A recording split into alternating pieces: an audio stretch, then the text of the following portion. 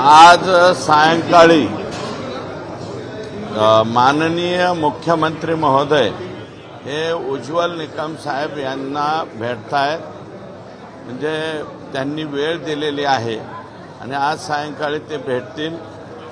कारण उद्याच्याला साहेब दावोसला जाणार आहे.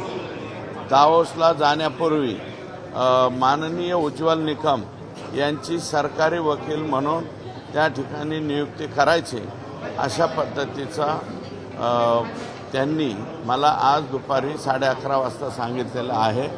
आणि मला वाटतं दिल्लीला आज जाण्यापूर्वी साहेब त्यांना भेटतील किंवा आल्याच्या नंतर भेटतील असं मला माहिती.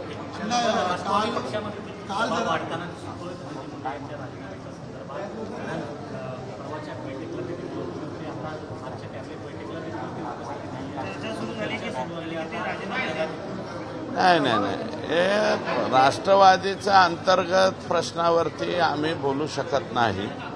राष्ट्रवादीचा तो अंतर्गत विषय आहे. त्यांचा दबाव वाढलाय का दबाव जागेवर आहे का दबावच नाही हे मी काय सांगू शकतो. मी भाजपचा माणूस आहे. भाजपवाला मी कशाला राष्ट्रवादीचं सांगू. परंतु राष्ट्रवादीवाल्यांनी जो काही विचार करायचा तो त्यांनी करावा. राष्ट्रीय अध्यक्ष साहेबांनी, प्रफुल्लभाई पटेल आहेत, भुजबळ साहेब आहेत, तटकरे साहेब आहेत, हे वरिष्ठ नेते मंडळी जे आहेत यांनी त्यांच्या बाबतीतला काय तो निर्णय करावा.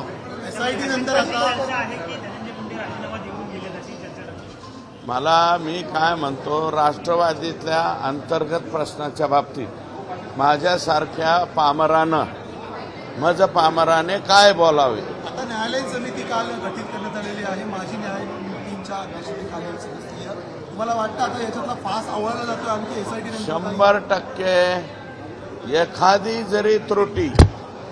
एखादी जरी त्रुटी पोलीसकडून राहिली तर न्यायालयीन चौकशीमध्ये कसल्याही प्रकारची त्रुटी राहू शकत नाही. म्हणजे या जे कोणी आका बाका काका चाचा मामा हे सगळे जे लोक आहेत याच्यातले ज्यांनी संतोषला अतिशय निर्दयपणे क्रूरपणे मारलेला आहे ते सगळेच्या सगळे फासावर जाण्यासाठी निश्चितच न्यायालयीन चौकशीची सुद्धा या ठिकाणी फायदा होईल. आदरणीय न्यायालयानं ही चौकशी लवकरात लवकर पूर्ण करावी अशा प्रकारची विनंती आहे.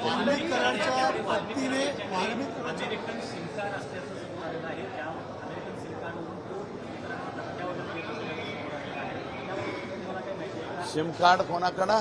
अमेरिकेतली नोंदणी असलेली सिम कार्ड.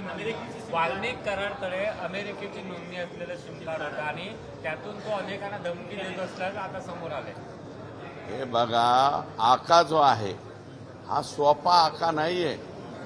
हा आका 17 मोबाईल वापरत होता. आता तुम्ही नाविन्यपूर्ण योजना सांगितली की अमेरिकेवरून धमकी देत होता. वापरत असेल, तेही करत असेल. आका काय नाही करू शकत. आकाचा बाका 50 लोकांना प्रत्येक महिन्याला काहीतरी ठराविक रक्कम पाठवत होता. आका ठराविक लोकांना म्हणतोय, लोकांना शब्द वापरतो. तुमचं तुम्ही समजून जा. वाल्मिक कराडच्या पत्नीने तुमच्यावरती गंभीर आरोप केलेले आहेत. त्यांचं म्हणणं आहे की माझ्याकडे सुरेश दस यांचेही काही व्हिडिओ आहेत ते मी योग्य वेळ आल्यावर. कोणी वाल्मिक कराडच्या पत्नीने माझ्या हे बघा, मी त्या माऊलीबद्दल काय बोललो का? महिला आहे ती माझी भगिनी. माझ्या भगिनीने केलेल्या आरोपावर मी काही बोलणार नाही.